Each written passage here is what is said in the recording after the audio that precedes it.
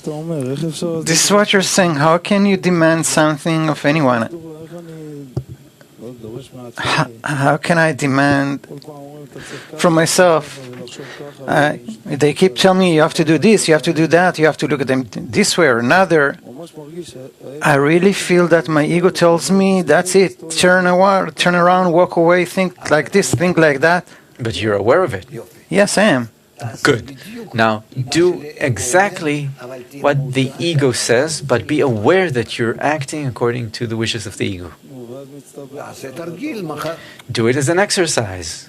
Tomorrow, I told you, throughout the day, you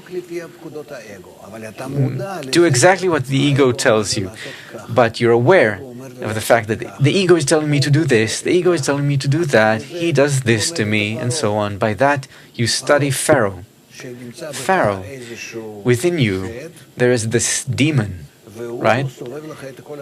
And it just manipulates you throughout your life. Get to know it. Why should I study him? I have to come out of it. No, you need to. How will you get out? Before you know it, you won't get out. You don't get out. You have to recognize that it's evil, and evil in a goal-oriented manner. It eats up your life. Look at what it does to you. It puts you in a bed you can't get out of. It puts you into all of the trash, the garbage you think about day and night. Horrid things, corporeality, beastliness. You enjoyed it perhaps for a minute, and then you go do something good because there's no choice. You know, it's like Mayim Achronim, last water. It's a blessing. Something like that. That you do a simple little thing and you walk away. You know, there are things that we need to get rid of. They're above our strength. It's part of nature. And you go, you do something good. But no, he squeezes you and squeezes you throughout life. Go and do what he says. But with awareness, consciously, together with him. That is what we call the good Pharaoh, where you do everything he tells you, and is it good for you or isn't it? Check it. But after that, you come to the recognition of evil, namely that Pharaoh is evil because the 7 years of hunger will come. And what is hunger? They were very good, but not for you, because your demands are higher, and what you're given is no longer sufficient. You know, I had a friend who worked in Africa. This was 50 years ago. And he told me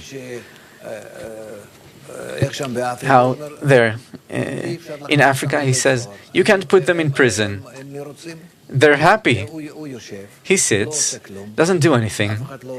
Nobody demands anything of him. And he's given once, twice a day a plate full of food.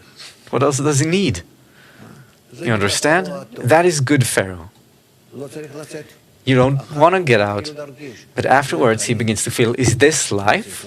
I need to get out. I need to do something to escape this prison.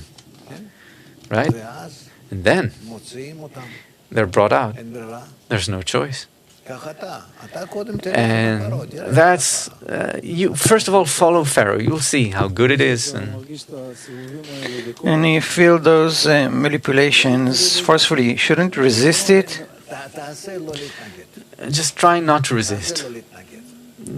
Do it and don't resist. You'll see. You'll see. Without hatred towards him, you cannot get rid of him.